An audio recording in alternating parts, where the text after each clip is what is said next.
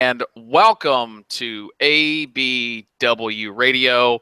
Yeah, you got the Colonial Cannon, Mr. Shredder here as your host today. You see the typical host sitting back, relaxed in his chair with his arms crossed. I am joined by Devonshire's own pirate, Mr. Kris Carpenter, AFC Freddy 8. Kris, how are things this afternoon for you?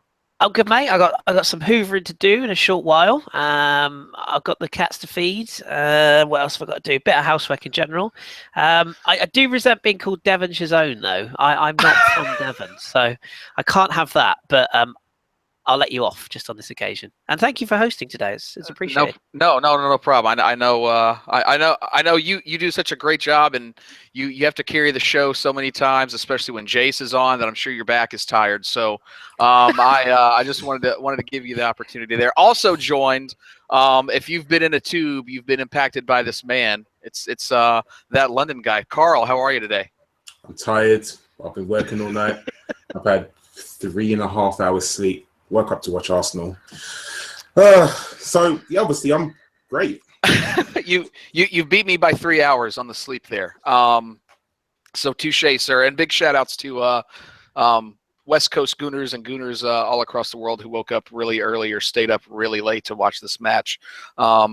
Because even though you probably didn't pay anything, you should probably get your money back.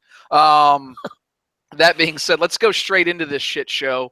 That was an early kickoff at Stamford Bridge.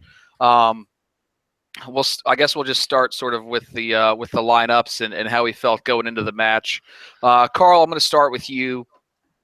Obviously Xhaka being out, Ramsey being out, El Neni out to the African Cup of Nations. Our midfield almost sort of selected itself today a little bit. What was your thoughts with the team selection, especially that of the Ox and Coquelin partnership? You're right what you say. The team selected itself. We didn't really have that many centre midfielders to pick from. So I was happy that Oxlade-Chamberlain was fit, just because when I went to the game on a Tuesday, he was struggling. He took a bad challenge, and towards the end of the game, he was really, really struggling, to the point where sometimes people were going to pass him the ball when he didn't want the ball. I'm happy that he was fit, and Coquelin, he's our only fit natural centre midfielder, so he had to play. So the team kind of picked itself. I was a little bit disappointed with Theo Walcott, and I know hindsight's a wonderful thing, but I genuinely wanted Perez to start this game. I thought that he sort of, every time he's played, he's done enough to come on and do something. And I know Theo Walcott got the hat-trick against Southampton, but I really wanted Perez to play today. But obviously that wasn't to be. But like I said, the team naturally picked itself. I'm glad Bellerin came back from his injury, albeit short-lived. But that's the team that was picked today is probably, barring Walcott for Perez, it's a team that I probably would have picked. Yeah, interesting there with the Perez there. Your thoughts on the selection sheet today? Interesting to see. Maybe I think it was actually Maitland-Niles was on the bench and not seeing Perez there. Kris, do you think that Maitland-Niles, we went a little more defensive, knowing that we didn't typically have the cover in midfield that we've had the rest of the season? Hard to say. I would imagine something will come out in the press at something, because I would imagine the question will be asked about Lucas Perez. Where was he? I imagine there'll be a line about him having a bit of a tight groin or something like that. I don't work at Arsenal, so I don't know, obviously. But to be perfectly honest, I wasn't really that bothered about not seeing him on the bench, because Danny Welbeck was on the bench. So I suppose it could be one or the other. And in a game like this, Perez, I know a lot of people have been high on the guy, and he's been very good, but he's been very good against some, let's be honest, lower level sides. A game like today was all about physicality, speed, against, let's be perfectly clear on this, the best team in England right now, probably one of the best teams in Europe. I hate saying that, but it's true.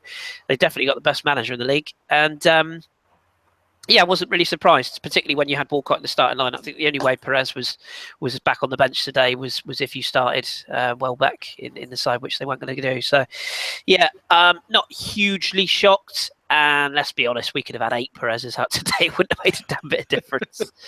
Yeah, definitely wasn't attacking where we I think where we really missed our the key players there. Let's the game started pretty open-ended. I'm going to stay with you, Kris. And the first few minutes, we actually looked kind of sharp, which is not what you would call consistent with our past lunchtime kickoffs. And Wilby had an early chance. What were your thoughts, sort of in that first 15 to 25 minutes? Didn't think we started badly, to be perfectly honest. I mean, if you look at the result overall, when you look at the performance overall, you'd have to say it wasn't good today. But I didn't think we were terrible. And as I said, as you mentioned, the first 20 minutes, we started like a side who wanted to start the game quickly. Everything that was wrong about Wednesday, funnily enough, or Tuesday, and yeah, we looked all right. I think the main concern really is that we started on the front foot but didn't really create a lot, and if you're going to start quick, you need to create chances and you need to score quick, which ironically is what we did at Man City, and that didn't end up too well either. So I wasn't too disappointed in the way we started. First goal in this game was always going to be really important, and I'm sure we'll come on to it, but we didn't get it. And when you start strongly and you don't score, you leave the opposition chance to come back into the game, particularly when you're the away side. Yeah, I think you were right there. A Wobie shot definitely on, looking like it was going to go in the corner, and that would have been probably the perfect start for us. Just for his confidence alone as a player, because he is a player that definitely grows as he gets more confidence. Getting a goal early like that would have been nice.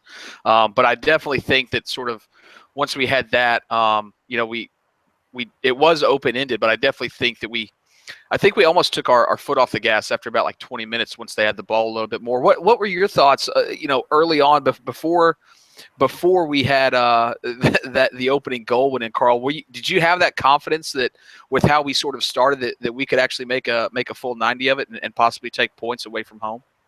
I thought if we could get one early, then that would bring Chelsea out. And as we know, Arsenal play well against teams that actually come to attack us because they obviously leave us space.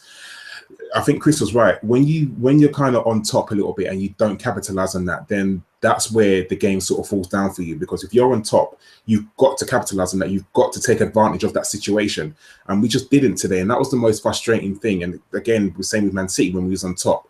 We scored the first goal. We should have got a second, but hindsight's a wonderful thing. Today, if we had gone in front, that would have forced Chelsea to come out. And once they're behind, they're going to make mistakes because they're going to be rushing passes and things like that. And unfortunately, today we didn't really get a foothold of the game. And then obviously the first goal came, and then that just knocked the wind out of our sails. Yeah, let's not only knock the wind out of our sails, but looks like it knocked the jaw off of Bellerin. Let's talk about that first. Let's talk about that first goal. Lots of differing opinions. The first thing I will say is that we let a lot of runners through today, and that first goal was just the indication of that. Alonso putting a good head on the ball, to go past Cech. A lot of open space, especially in our 6-yard box. Kris, what did you make? Is there any one? I know everybody wants to shift blame. Is there any one person to blame for that? I think Kos could have closed down Pedro a little bit more or a little quicker on the wing there. A couple, Mustafi got dragged out of position once Kos left. And, what were the mechanics that you sort of saw behind that goal that allowed them to go 1-0? Everything. No, I mean it's hard. I'm trying to sort of recap it all in my head, but it was poor from start to finish. I mean the tracking of runners all day from midfield was poor. Coquelin was poor today. I mean we'll come on to who can hold their heads up, because for me there was only 2 out of that entire squad today, maybe 2.5 if you include subs. But yeah, it was poor from start to finish. The tracking of the runners from midfield is a massive issue. It has been probably for a long time. As the cross comes in, I am probably one of the few who doesn't attribute any blame to Petr Cech for this goal. Yeah. Yep. He makes a good save. I suppose the only criticism you could say is could he flick it over the bar? But when it's coming at you at that speed, you just want to get anything on it. And I think it's a good save. He's unlucky. I think Bellerin has to be stronger for the first one. He isn't, and he has to be stronger for the second one, and he isn't. Coquelin doesn't. He seems to switch off after Cech makes the save. His tracking back at one point is okay. He's in the right position for any drop downs. When Cech makes the save, he seems to switch off. Koscielny, not even in the picture. Mustafi goes with the runner. I think it's Costa, isn't it, near post, which is the right thing to do. Yeah. Obviously, doesn't win the ball initially. And Theo Walcott is having a picnic. We've credit where credit's due, and we've been fair to Theo. He's been better this season, and he started the season defensively. He was much better. Today, he went backwards. He completely switches off. When you're a right forward, because that's what he is. Part of your responsibility, obviously, is going forward. But the minute your team lose that ball, you damn sure better be tracking back and covering your runners. Your job when you don't have possession is protect your fullback. Nothing else. Nothing whatsoever. You get back and you create a 2-against-1 and you protect your fullback. There are teams playing in this league with 3 at the back who defend better than we do with 4 at the back, with wingers coming in and protect. Look at Victor Moses. He's decent football. He's a bit limited. Look how good he was at protecting it, getting back in and getting up and down that line, but getting back into his position. And Eden Hazard, he's not a very good defensive player, but how many times did you see him getting back in and protecting his fullback today?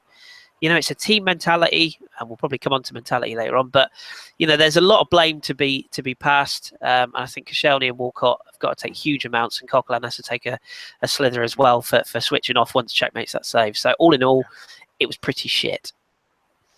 Yeah, let's dive in because I know before we went live here, you guys were having a little go. So Alonso goes up, his arms are out, catches Bellerin. Kris doesn't believe it's a foul. Karl does believe it's a foul. I will go with Karl first on this, and then we'll come back to Kris to sort of give the counterpoint here. But Karl, talk about your thoughts on the goal, and then specifically as well why you thought it was a foul there. Okay, I can see why people would say it's not a foul. I'm not naive, and I can see that. But for me, if that's anywhere else on the pitch, if that's in the center circle, and someone goes up, regardless if their eye is on the ball. And I understand you cannot jump with your arms to the side. You can't do it. But for me, if that's in the center circle and you go up for a header, the goalkeeper kicks it out, the referee is blowing it up. He's blatantly blowing it up, regardless if there's intent or not. It is a foul. It's like I said beforehand, if you were in the center circle of the pitch, I'm looking at it now, and I understand. He goes up, his eyes on the ball, but he leads with his hands. He blatantly, the reason why he gets to that ball is because he pushes Bellerin with his arms. Bellerin is flat out. And I understand Bellerin was never going to win that, was never ever going to win that ball the way he was. And I get that. But for me, people are going to say, oh, it's intent. Just because there's no intent, it doesn't mean it's not a foul. When Ramsey got his leg broken, I guarantee there wasn't intent from, what's that guy's name? Yeah, there wasn't intent there, but he still done it. At the end of the day, it doesn't have to be intent for it to be a foul. You can go in hard, and he went in hard. That's like I said, if there's 2 players running alongside each other, and you're looking at the ball, and you go in for a slide tackle, and you miss the ball, but you catch the player, there's no intent there because your intent is to go and get the ball. The referee will still blow it for a foul. So therefore, for me, intent goes out the window. It is a blatant foul. He goes up and he pushes Bellerin and he damn near knocks him out. I don't understand how the referee doesn't see that as a foul. And I get, I'm not naive, and I get where other people are going to come from and say, oh, his eyes were on the ball. He was only, there was no intent. And again, but for me, you cannot tell me that's not a foul. I can't see in what world that's not a foul. All right, we're going to go counterpoint here. Kris, tell me why it's not a foul. Okay, well, first thing is I've completely respect Carl's point of view, and I totally see where he's coming from as well. For me, it's not a foul. It is a challenge to the ball. I think there's two stages to look at this. The first incident where Bellerin obviously goes up for the first ball and doesn't win it. When he lands, he's off balance, and that in turn leads to when he jumps for the second ball, he's still off balance. He's at an angle where he's almost sort of sideways on as he goes up for the ball, which obviously means that a player who is already taller than him is going to get higher. There's a very big difference between when two players go up, both rushing in from different angles and collide, and they both go up at the same time, they collide. If you watch it again, Xabi Alonso, Marcos Alonso has got a running jump coming onto the ball. Bellerin has got a running jump going sideways towards the ball. There is a clash. Yeah, absolutely. Is Alonso's elbow or arm up? Yes. However, does he swing it? Does he do that? No. Does he go up like that? No. He goes up as he jumps, and then he heads the ball, and the arm comes into Bellerin. I have a real problem with players or people who say that you have to use your arms when you're in the air, to make a header, that you have to be like that when you make a header. That's bollocks. You do have to use your arms to get off the ground, because I've watched football for 20, 30 years now. I've never seen anyone jump like that ever. I've never seen it. It just doesn't happen. And myself, I think he's just unplugged himself. He has. He was making such a great point. He only wanted to make it to himself there. I will say as he comes back, I do actually agree with Kris on this point.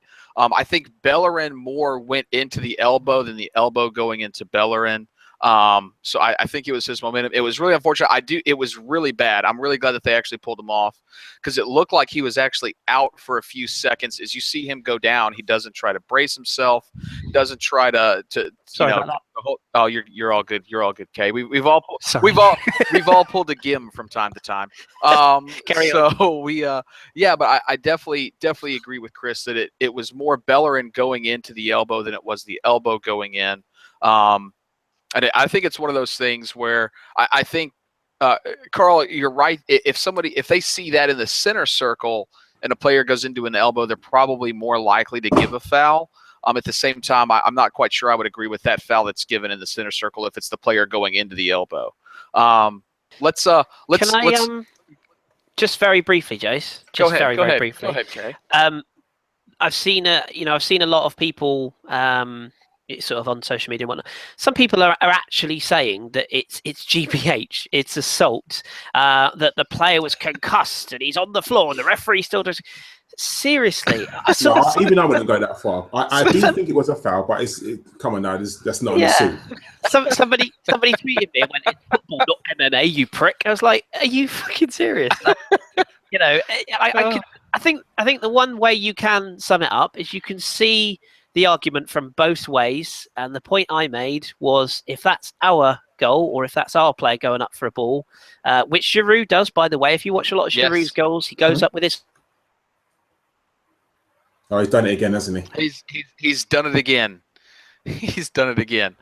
I'll get the point. What you're saying is Giroud does it all the time, and he does. And if that was Giroud on, say, Tim Cahill, would we be up in arms, pardon the pun, about that? And I always like to look at things from both points of view. And I think to myself, if the referee was to blow it the other way, I'm not just saying this, I would be like, all right, I get that. For me, I just think that, and I get what you're saying, if that's anywhere else apart from the penalty area, I think he gives it as a foul. I do. And I'm sick of the referees not being consistent. And I know we'll probably talk about referees later or not. But for me, you've got, whether it's a foul in the area or out of the area, you've got to be consistent. And for me, I get what Kris is saying, and I can see from both points of view, just my view, I think that's a foul all day. And I think if that doesn't go in, it's a game changer, because obviously Chelsea sort of will change their approach. But again, it's not just that. It's like what Kris said. Where was Walcott? Walcott let Marcos Alonso just walk past him, and I don't get that. Where was our centre-backs? They were just, why is Bellerin the one in the middle to challenge and not our centre-backs? It was failings all over the place. And, it's just unfortunate that Bellerin was on the receiving end of that challenge and he had to go off. Rightly so, by the way. I know people say, oh, we should have manned. I saw someone on Twitter saying, oh, we should have manned up and stayed on. No, it's a concussion. Flipping take him off. Like, it's football. It's not, it's not life, because if that happens again, he's out. So I think it's the right decision for him to come off, definitely. But obviously that limited us when he come off, because you brought on Gabriel, and Gabriel hasn't got the pace of Bellerin and hasn't got the crossing power of Bellerin. So for me, that limited us straight away. Let's also not act like everyone who was watching that match when Gabriel came on went, Jesus Christ, don't get a red card. Please don't get a red card. Because that's probably the first thought that crossed everybody's mind here. It was definitely unfortunate. I'm glad they did take him off as well. Like I said, I think he was out cold for the first few seconds there and was able to come to. Really, you watch him in slow motion when he falls, and he makes absolutely no movement on his way to the ground, which is always worrying. So hopefully he's okay. The good and the other thing is here, give just a quick shout out, as we saw, almost something very similar with with Ryan Mason going down. Luckily, he's been, released from the hospital and is okay and doing well. So I know that's always good to see, especially with an injury that's serious. So I want to give a quick mention to that. So let's move on from the goal. So it's now 1-0. And at this point, one thing that I'm starting to notice is that there are a lot of balls being played from David Luiz, from Conte, deep in their midfield, and they're finding players at feet with their backs right on our defenders, right at the top of our 18. What? And I put in the WhatsApp group. I said, right now our midfield's playing like a cheese grater, trying to hold water. They just seem to be able to find the ball. I think we had tried to almost switch today to a 4-3-3 almost.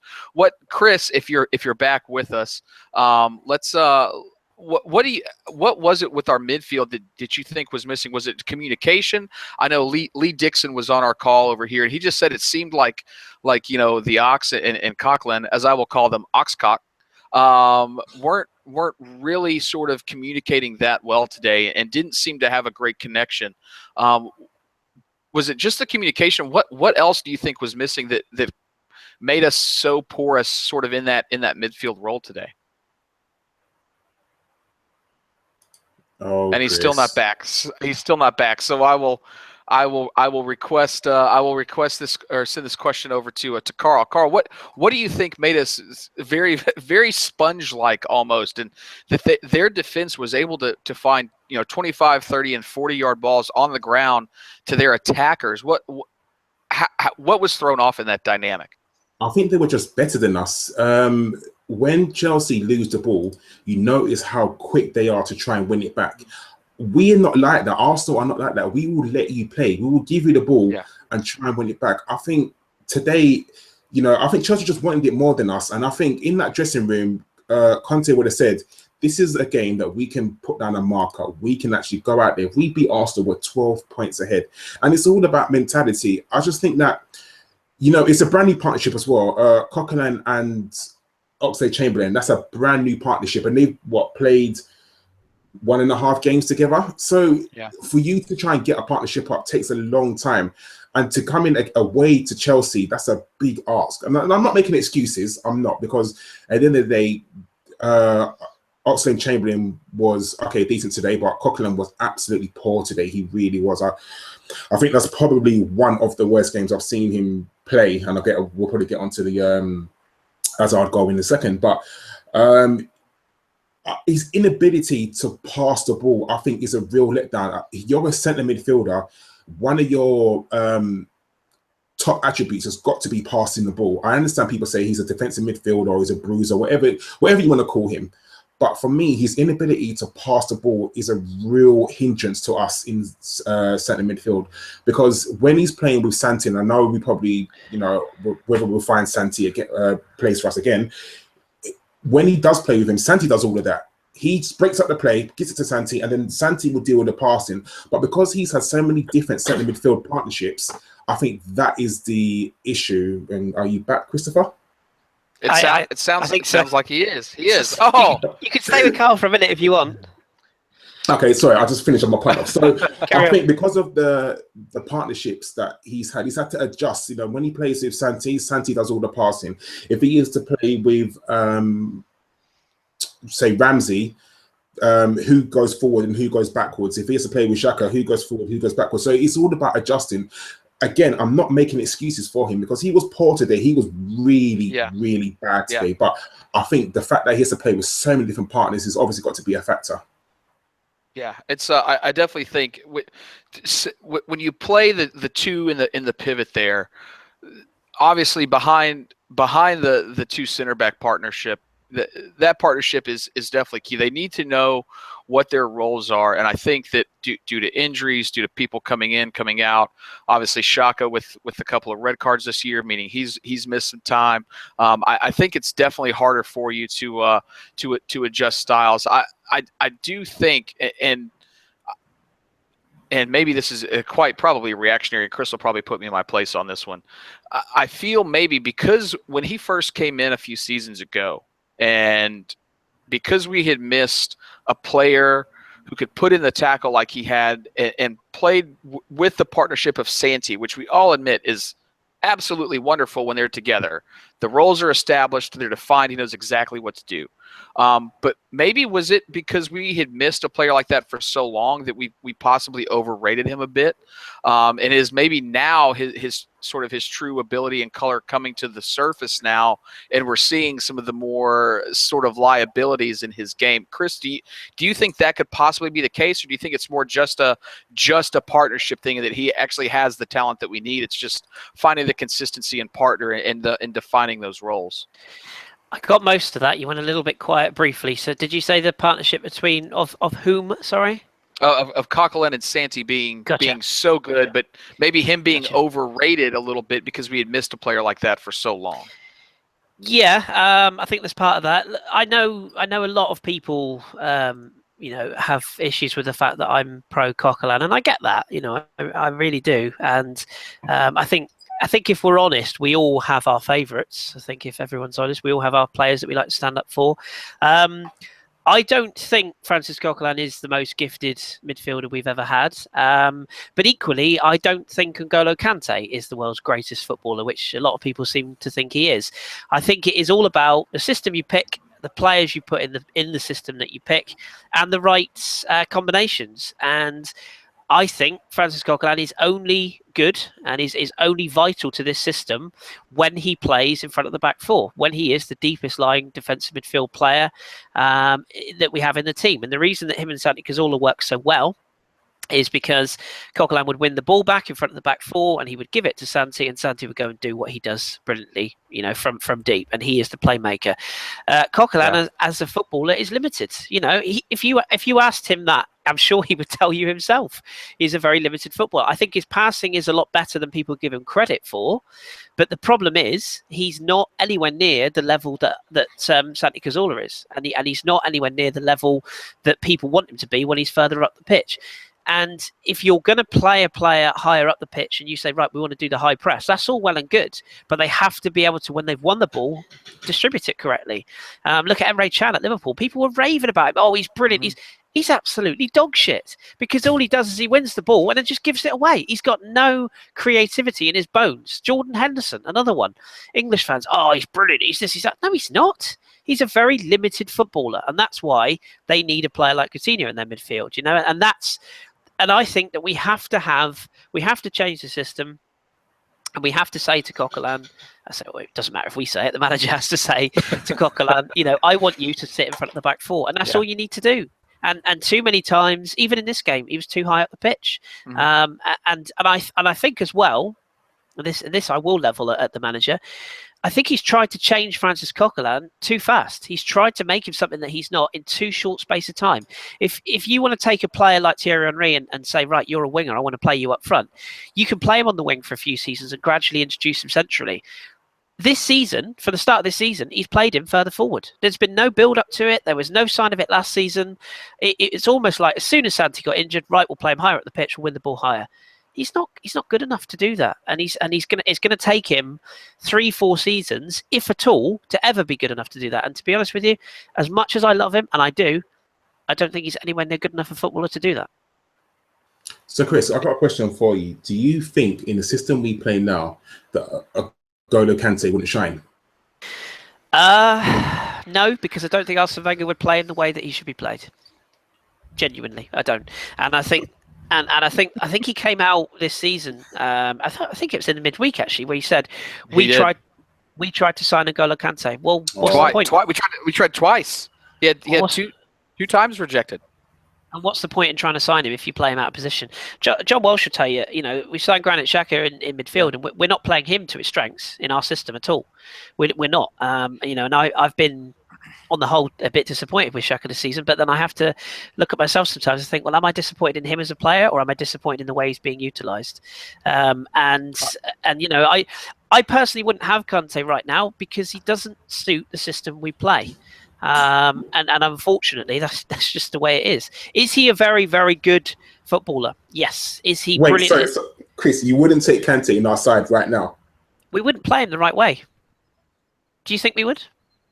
I think what Kris is saying in a roundabout way is Wenger out. No, I think what I'm saying is would I take the Kante that Chelsea are playing in the system they're playing? Yeah. I would, but people are look at it in the chat box now. Bullshit, rubbish. Oh, okay. What system do Chelsea play? Somebody answer me that.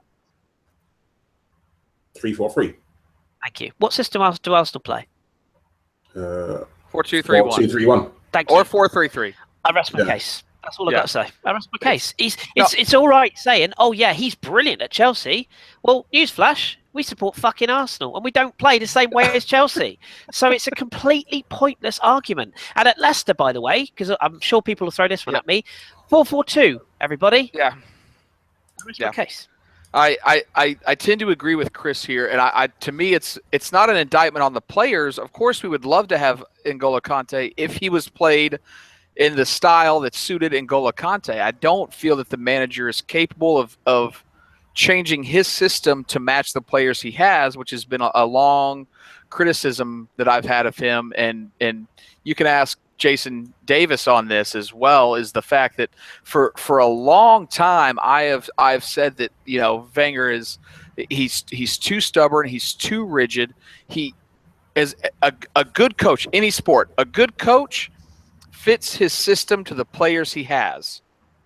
Arsene Wenger, especially in the last, since I've been watching Arsenal since 2010, has tried to fit players to his system, and we've seen that does not work. You go get the players you want, and you build your system around your players.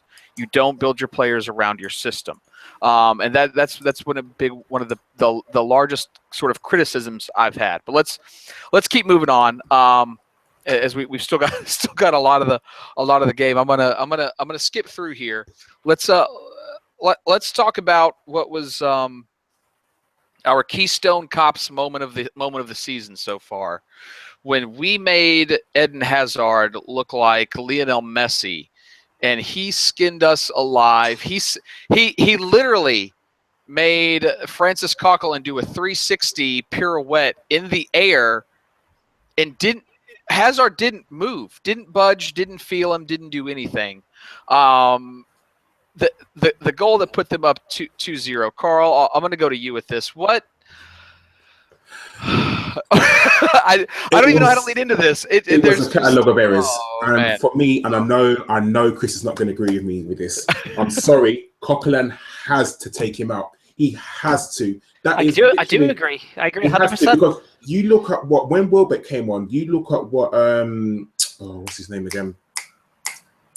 The big guy, Chelsea midfielder. Cunt? No, the other one. No, Cunt.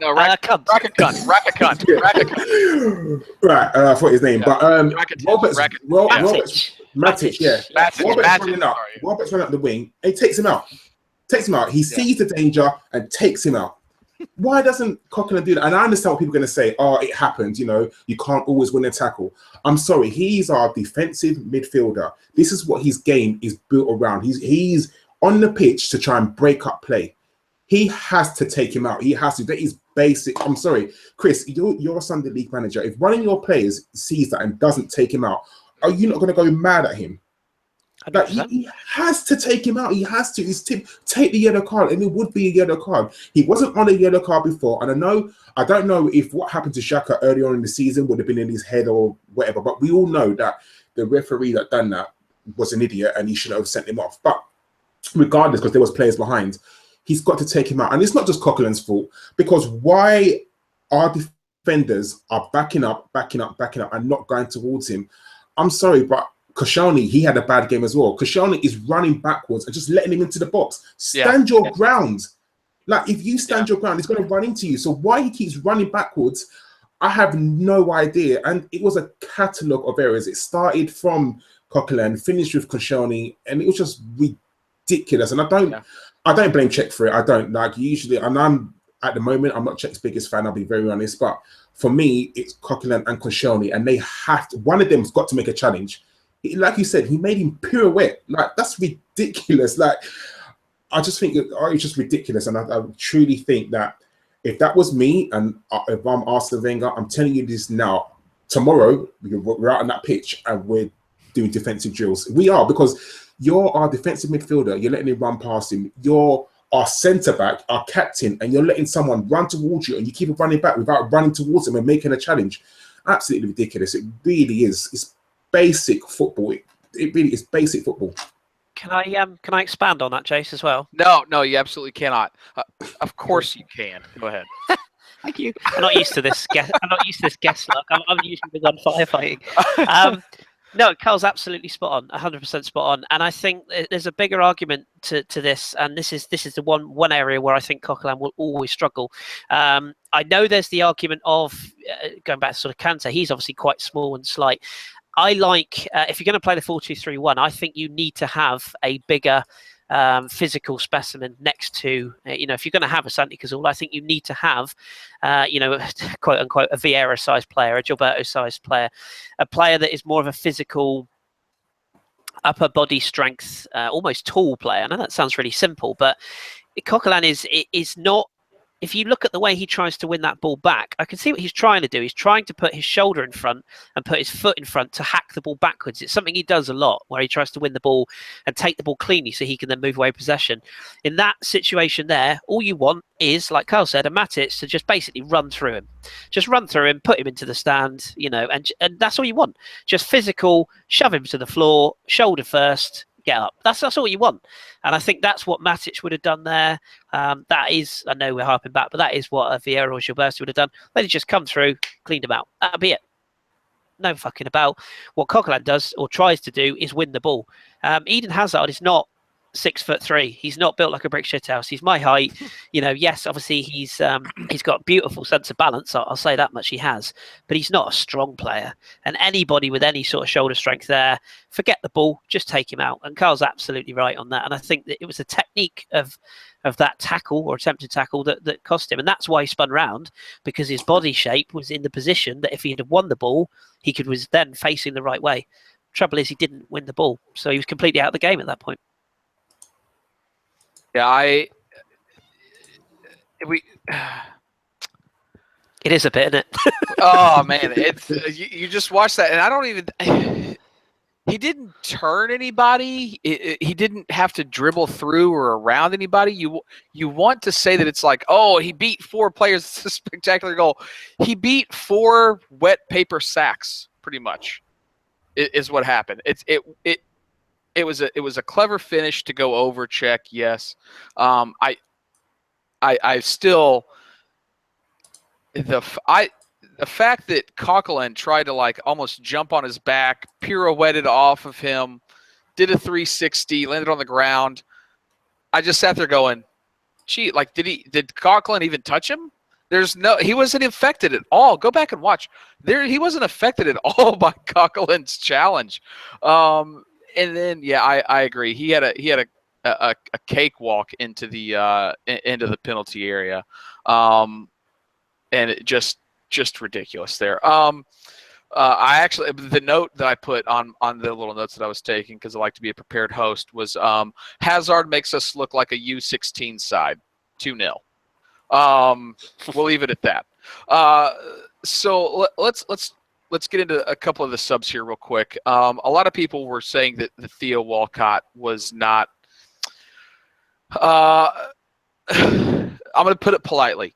The Theo Walcott was not as impactful as we would all like on the whole today.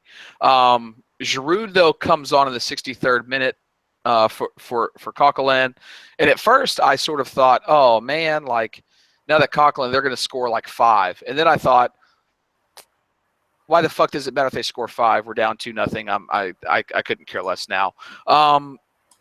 But was Giroud really the sort of the right at the moment? Obviously, looking back in hindsight, but at the moment, was Giroud the right man? Or Kris, Karl, I'll sort of just briefly, ask this of you guys. Would you rather have brought Welbeck on earlier over Giroud, or were you happy with Giroud at that moment in the match? Karl, do you want to start? Personally, I would have wanted Welbeck to come on just because I saw Giroud play when I went to go to the Watford game, and he was all out of it. And subsequently, I realised that he had an injury. I didn't know that at the time. I found out today watching the TV. But Welbeck would, I think it was more damage limitation. You're 2-0 down against Chelsea, so it really was damage limitation. And what you're trying to do is obviously offer more going forward. For me, Giroud comes back too much. I want Giroud to be my centre forward. I don't want him to be my person out on the left or person helping out in midfield. I want him to be pushing the defence back.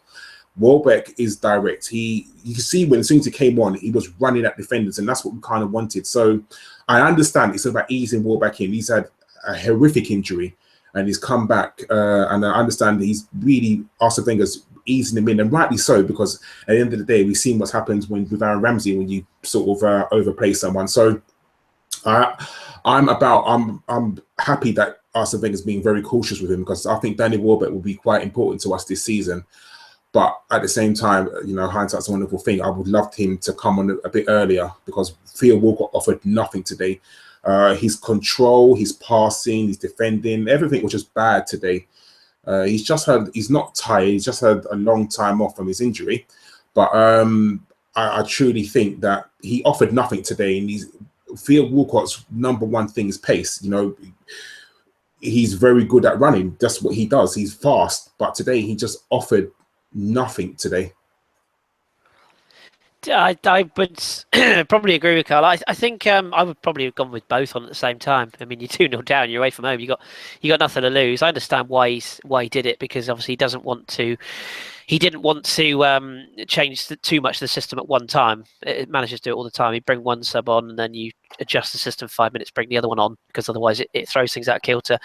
I do think it's funny, actually. I was just thinking as Karl was talking then, a lot of Arsenal fans wanted Theo Walcott or were annoyed that he didn't start on Tuesday, and yet none of them wanted him to start today. I wonder if that's indicative of how we judge oppositions. I wonder if we actually are basically saying, yeah, Theo Walcott can take Watford apart, but against Chelsea, no, he can't. So I wonder if maybe that's a grander scheme of things to think about. Maybe that we're actually looking at players that we think can have an impact against lesser sides, but we know that probably deep down against a better side they can't. And if we, I don't know if you got this on the agenda, Jace, but I'd like to at some point touch on the everybody wanted Alexis back up front thing. That didn't really work today, and I get why, but it's all right saying you want him up front for the big games. Well, he had a big game today, and he may as well have not been there, albeit not all his fault, but yeah. And I will. Well, let's talk about that, because I think a lot of that had to do with service to our forwards, and I don't think we, as much as Chelsea were just passing through us, like insert open metaphor here, we could not get through Conte and Matic at all. I know our good buddy Simon Collings was saying on the pod just how much more physical the other top sort of 4 or 5 midfields are in the Premier League compared to ours. And I think we really saw that today and saw what happened. And it really cut our forward play out of it. So at that point, Sanchez had to drop back into midfield. Really, really tough for him to receive the ball. Every time, I think most of the times when he got the ball, his back was to goal and he had Matic on him. So very, very difficult for him. I still would have I liked the choice of him up front. I'll go back to you though, Kris. What was your thinking behind possibly playing somebody else up front as opposed to Sanchez today? I was really, really torn actually because I can see. I mean, obviously the Giroud thing, like Karl, I wasn't aware of the injury, and again, I would have to say, what on earth was the manager doing, letting the player decide whether to start on Tuesday? If you've got a niggle. And you're not feeling right, you don't play. Simple as that. You don't take chances because it's a wasted starting lineup place and it's a wasted substitute. And I tell you now, if we were chasing the game at Watford on Tuesday, I'd rather bring off a half-fit Giroud who can give me 10 minutes at the end as a substitute than start him, waste a substitute, and lose him for 80 minutes. So, and he arguably was exactly the substitute we needed on Tuesday to make it difference. But that's Tuesday; it's long gone.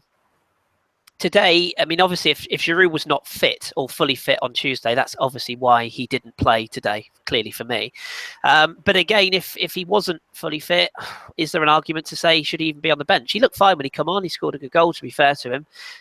Very classic Giroud header, to be honest. But I did wonder if maybe, given the fact we had such a weak midfield today, I did think it was a little bit risky to start Alexis up front when you clearly didn't have the midfield that were capable of feeding him. Oxlade-Chamberlain is, we'll probably touch on this, one of the two players I thought could have any credit from today's performance. But again, he wasn't given, Ozil was not fed. I mean, Mesut, again, completely anonymous today.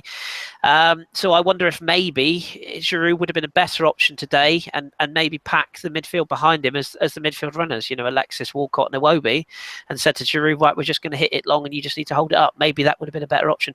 It's all hindsight, of course. But Rudy's just put in the chat there, Giroud was a waste of space up front today, Kris. Well, so was Alexis. So, I don't think he'd have done any worse. And I just think, look at the size of Gary Cahill and who's the other twat they play at the back? David Luiz. They're both big, physical, imposing figures. And Alonso and Moses are both physical wing backs. I'm not really sure that was the best game to play Alexis up front. Whereas at our ground, when they were playing a different formation, perfect. It worked a treat.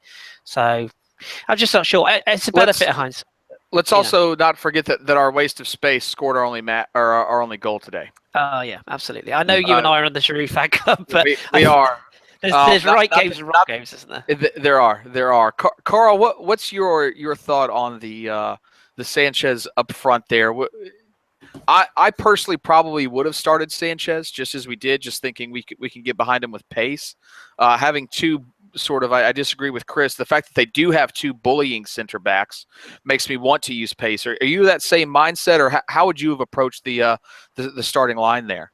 I would have gone with Alexis up front today. But again, like you said, it's the service. If you've got a pacey forward and you've got pacey wingers, I don't understand why we're not putting balls over the top. It begs belief. Like, it's almost like when we play Giroud up front and then we take him off, and that's when we start crossing the ball into the box. It just doesn't make sense. You've got to sometimes, you can't always play the ball on the floor. Sometimes you've got to play balls over the top. I'm not saying that I want us to be Man United and be a long ball team, but sometimes play the ball over the top, switch it up a little bit. And that's the problem with Arsenal. We don't tend to switch it up. It's one way and one way only. And for me, it gets frustrating. And that's what's the worst thing. Play to your striker's strength. We've got pacey. We've got Iwobi who's fast. We've got Walcott who's fast. We've got Alexis who's fast and nippy.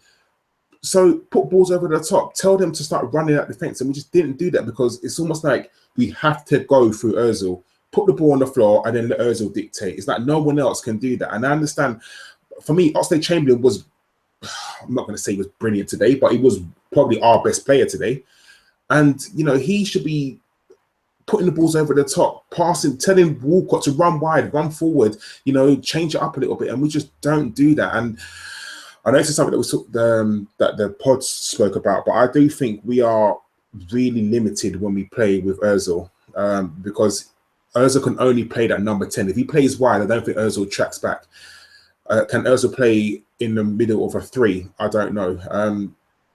I'm still in two minds whether he stays or not. I made up my mind about Alexis. Alexis, I don't think he's going to stay. That's just my opinion. He definitely is not going to stay. Ozil, I'm not too sure. 3-0 Everton, bloody hell. Sorry. I don't know whether Ozil stays. I guess it all depends on Arsene Wenger. That's what he spoke about in the German press. But I think we're limited when we play with Ozil, and that's our problem. I think we need to be able to change it up, and it seems that Ozil is Arsene Wenger's golden boy. He's obviously has all these injuries around Christmas, whatever you want to call them. So for me, different players will change it up. But I just think we have one style and we just concentrate on that one style. And if that one style doesn't work, we don't play any other way. And I understand that people say, oh, we've got Giroud and he's our plan B. And he is. But we still play the ball along the floor rather than getting the ball down the wing, crossing it into Giroud and playing towards his strength, which is heading. Giroud is a very good head of the ball, but we don't play towards our players' strengths. But by the way, Jace, that's John Welsh's special move. Balls out over the top. Just let you know that. But don't hashtag that, folks. Don't hashtag that. Please do. Let's talk about. We sort of brushed over Ozil, and I don't want to spend too much time on him because everybody's had a say about him and how he can go disappearing, how he can be a game changer. Let's talk about another player who's come under some scrutiny, specifically probably the last 3 months. And that's Petr Cech. We all agree last year he was brilliant for us, kept us in the title race for a long time. This year he's come under some criticism. To those fans who say that the goal that he was at fault for today, that he gifted that to Chelsea because they were already winning, you can go suck a syphilis-infested dick, because that's absolute bullshit. Yes, it sucks that it was to Cesc. Let's not act like he did that on purpose. It was a mistake. He instantly realized it, knew it. Let's not act like that was on purpose because he was playing against his former team. He's much more of a professional than that. And you can just go choke on your own AIDS-infested semen. So that's out of the way. Let's talk about, though, there are some other mistakes that people feel that he's been a part of. They say he's weak at his near post. Kris, has he become a liability, or is it just he's getting older and doesn't have maybe the reflexes and form that we're probably accustomed to seeing from Petr Cech? Yeah, liabilities is a bit strong for me. I think Jace made a good point the other day. I forget whether it was on the pod or in a group. I can't remember which, but it was a good point nonetheless, where he said that we do often forget the saves that Petr Cech does make. That's the good side. The bad side, I think he's on the wane. I think he's massively on the wane. I still have an issue with the fact that Chelsea even agreed to sell him to us. I appreciate the fact they had Thibaut Courtois, etc. But I think they knew that they were selling us a goalkeeper who would probably give us 1.5, 2 years fairly decent. But I think they also were confident that we weren't going to be particularly huge challenges for them. I'm not a fan of goalkeepers that are not particularly mobile, and I've never really thought Cech was particularly mobile. He's a very, very good sort of commanding of, or he commands his box very well. He is vocal. I do think he's a very good goalkeeper, and he was a very good goalkeeper. Yep. I think that's the issue I've got. It's that word "was." Is Wojciech Szczesny the answer? Probably not. He's been brilliant for Roma this season, absolutely no doubt. The problem with Woj is that that the minute he gets back in London, it'll all go tits up again. And I think that ship has sailed. Is David Ospina... Hasn't Woj also come out and said that he will never play for a team where the goalkeeping coach is Jerry Payton? Jerry Payton, exactly. Yeah. Now, my argument to that would be, well, we all know who's the better option there, and it's his watch. It's not Jeremy Payton. But yeah, I think you've got to look at, I don't think, I think this is the big thing. I don't think putting David Ospina into the side now weakens us. I really don't. I think last season at times you could argue it could have, because it wasn't Ospina's best season. I think this season he's been a lot more assured, a lot more calm. His form's been a lot better. He's been good in the Champions League, and I don't think it weakens us. And I think our defence as well is better now. Not today, obviously, but has been better this season. And I just worry about Petr Cech. And the bigger worry I have long term is that if we stick with Petr Cech next season, which I've got no reason to suggest we won't, I don't think David Ospina will be happy being number 2 another season, which means he'll probably go. And I don't think Emi Martinez is ready to be a first choice goalkeeper right now. I think he will be. I think he's very good long term. But I think then you really are pushing it. If we have another season from Petr like we've had this season, I do worry a bit. And there's been too many errors. And obviously that third goal, and I know people will say, where was Koscielny? Where was the pass? That's a Petr Cech gaff. That's a massive, massive error. And he has to hold his hands up. And I'm sure he will. But yeah, I do think he's on the decline. And I do worry long term whether he's going to be, the keeper we all hoped he would be long term. Karl, do you have any thoughts on this? Anything differing from Kris there? We need to change the goalkeeper. And I know it's not a knee-jerk reaction. He is on the way down. He isn't as good as he was at Chelsea. And I'm with Kris. When one of your rivals sells one of their apparently top players to another rival, I think they know that that person's on the way down. I truly think that we need to start looking towards the future. And unfortunately, Cech is not our future. He's not. He's the here and now. But how long is Cech really going to go on for? Is he going to go on for 3, 4, 5 more years? I don't think so. He's lost a little bit. And you're forgetting that he also used to play in front of a very, very good defense. The Chelsea defense that he used to play in front of was, I hate to say, it was very, very good. It really, really was.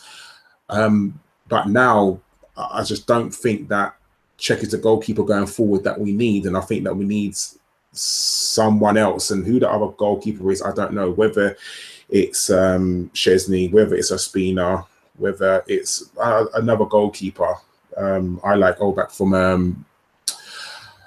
from Madrid, but whether we get him or not, very unlikely. But at the same time, I think this is why our scouts and our manager gets paid big money, because they should be looking at people to bring in.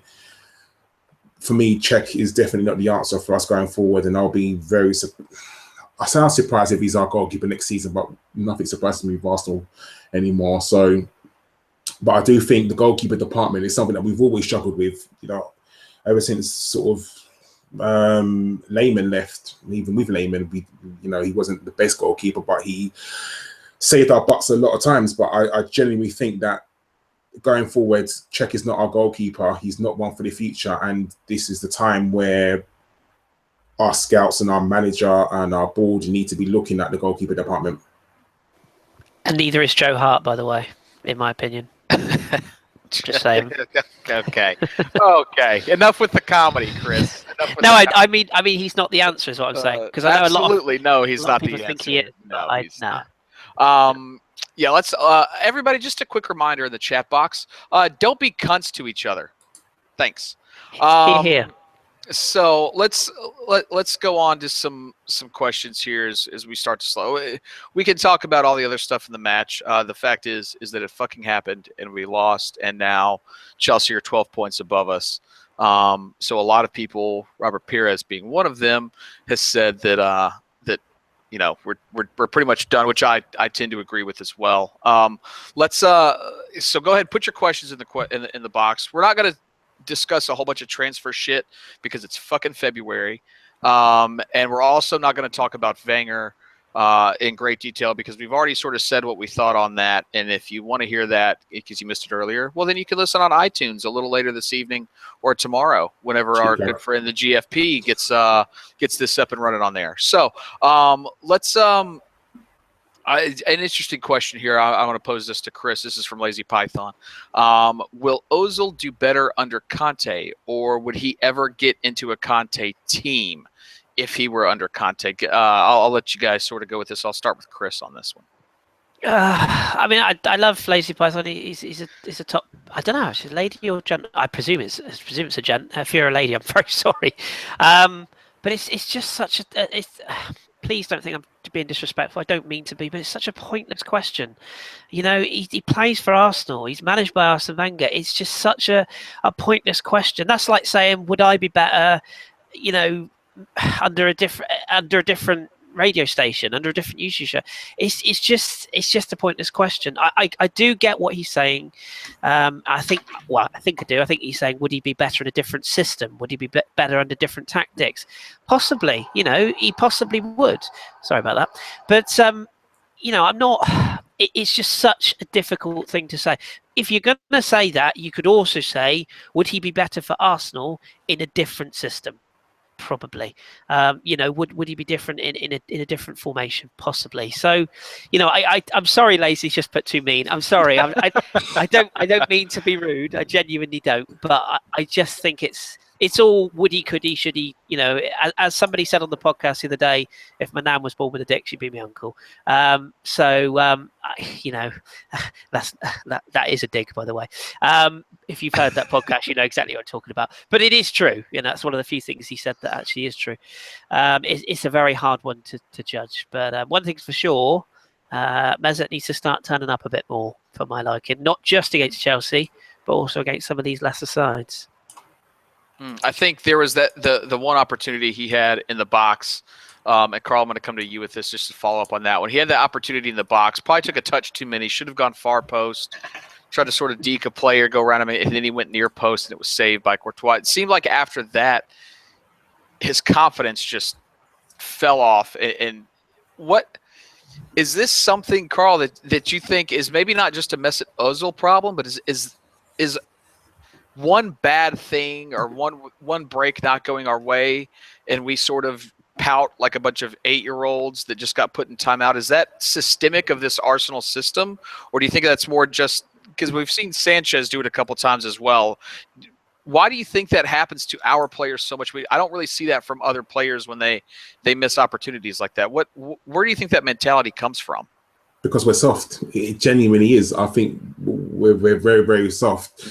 You know, I genuinely can't see in that dressing room anyone having an argument. Like I can't see in that dressing room like them going in there after a 2-3-0 loss, like after the Watford game. I can't see them going in there and shouting at each other. And I'm not saying that they should fall out. I'm not saying that at all. But I'm saying they should call each other out. And in my mind, I can't see that them going in the dressing room and calling each other out. Why did you not pull that? That Ozil chance, why did he go near post? He's got to go far post. You're on your left foot. Why are you trying to tuck it in near post? And it's things like that. And if that was me, and I can't see Arsene Wenger going in and saying to him, like, or on Monday when they go to training and they watch the game back, Arsene Wenger going, Ozil, why did you go near post? Why didn't you go far post?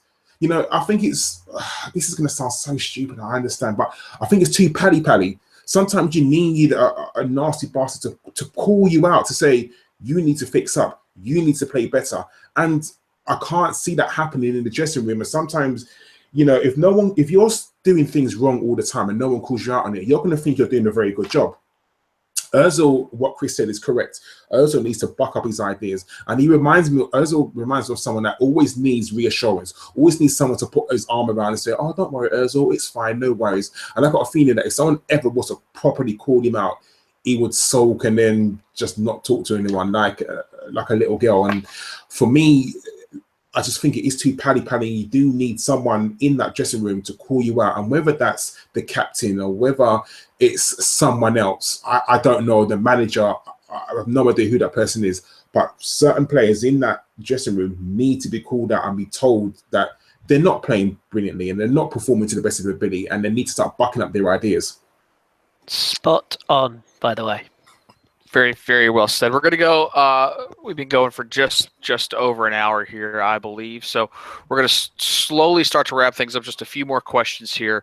I definitely definitely wants to ask from Irfan 3D. Hope I said that right. Is it time to swap Monreal with Gibbs? Monreal's been consistently shit this season. I will say I don't think he's been consistently shit. I think he's just been inconsistent this season. He's come into matches, played very well, had other matches where he hasn't played as well. Karl, I'm going to come back to you on this. Do you think that it's time to see us maybe put Gibbs out there, or has Gibbs sort of shown us everything he has, do you think? I think Gibbs is a very limited player for some unknown reason. I don't know why. And when Kris said earlier that we've all got a soft spot for players in the team, Gibbs is mine. I don't know. I just want him to succeed.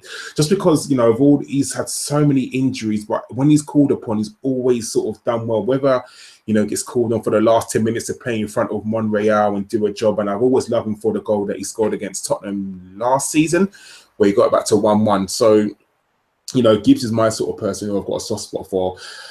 Would I give him a run in the team now? Yes, because we can't do no worse. But again, it's not just Monreal. It's the person who plays in front of Monreal. And I hate to say this, but, Iwobi is being played in the wrong position. Iwobi is not a wide player. He is a number 10, and he's been asked to play wide. So if Monreal had someone better in front of him, like Kris said earlier, I think that we would do better. But I would give Gibbs a run in the team until he gets injured again, because as we know, he's made of glass. Gotcha. Kris, I'm gonna come to you, and this will lead into we will discuss a little bit about the manager, because you guys just keep bringing it up, even though it's on every other fucking channel. It's been on the podcast. We will appease you. So we're going to talk. Matthew Wright asks, does Wenger drive out the leadership qualities of the players, which impacts the pitch, so he can have a more peaceful dressing room? And I know, Kris, you've got something to say on the manager as well. So I'll address that question to you, and then let you have your say on our good friend Arsene. Yeah. Was that question? Does he what? Sorry, does he appease? Does he drive out the leadership qualities of the players? For God's sake. For a more peaceful dressing room, which then obviously impacts our play on the pitch? No, that's utter tosh. No, I don't agree with that at all. Sorry, you can't drive out leadership in somebody. For goodness' sake, you can temper it. You can put yourself across and say, look, actually, I don't want certain things said at certain times. Of course you can, but you can't drive out leadership. You've either got leadership or you haven't. The one thing you can't do is create leaders, and that's one thing that Arsenal Football Club have struggled to do. Tony Adams, Patrick Vieira, maybe. I can't think of many others that have, actively gone out. I know we had the talk last season. Well, was it Man City game where the players apparently had the meeting and decided to do things their way? I don't disprove or don't disbelieve that happened. But yeah, I wanted to address the manager because, I do get so tired of people, and we appreciate every listener we get, but it does drive me insane that every week people keep saying to me, oh, you avoid the manager. Listen, the reason I avoid talking about the manager is because we get people on our forum and other forums that every time something happens, it's the first thing they point to. And every time it's just such a dull argument. I am not in or out. I am pro what we have available and what we have in the job now. I know Jeff Arsenal has said this a number of times. I will support Arsenal Football Club if Jason manages it, if Karl manages it, if this mug manages it, if my cat manages it. I don't give a toss. I support Arsenal Football Club, and I will support the manager, whoever is in charge at that time. Jesus, I supported Bruce Rioch, for Christ's sake, and that was tough. Trust me. If you don't know how tough, read Ian Wright's book. Very good. Has Arsene Wenger got faults? Absolutely. Has Arsene Wenger got things wrong? Yes, 100%. Is Arsene Wenger past his sell-by date right now? Yep, 100%. Does he need to evolve his tactics this current time? Yep, 100%. Is he going to change? Probably not. I think at this stage of time, things need to change. Is that the manager himself? And is that the manager leaving? That's not for me to say. And I genuinely don't have an opinion on it because I don't know. is the truth, because everyone can sit there and they can bash their keyboards and say, I want Allegri, I want Simeone, I want Ancelotti. Well, newsflash, everybody, they've all got jobs, and I'm sure their clubs would quite like them to stay in those jobs. So until Arsene Wenger decides that he wants to leave the club, and it will be his decision, and it doesn't matter what all of us three or any of the chat box, it doesn't matter what any of us say, or all those stupid pricks with their little banners, Wenger out, fuck off. It doesn't matter what your opinion is. He makes money for the people who basically pay his wages. He makes them an awful lot of money. Therefore, they are not going to sack him. When he chooses to walk away, he will walk away. And if that is at the end of the season, if that's tomorrow, fair enough. I'll support that decision if that's what he chooses to do. But whether we like it or we don't, he will leave on his own steam. And when he chooses to do that, I will say thank you very much. It's been fantastic. Have the last 5 years been fantastic?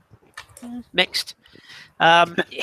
It's very, very hard to judge, and I just think it's pointless in us dedicating a whole show to in or out, yes or no. It's pointless because it doesn't change a thing.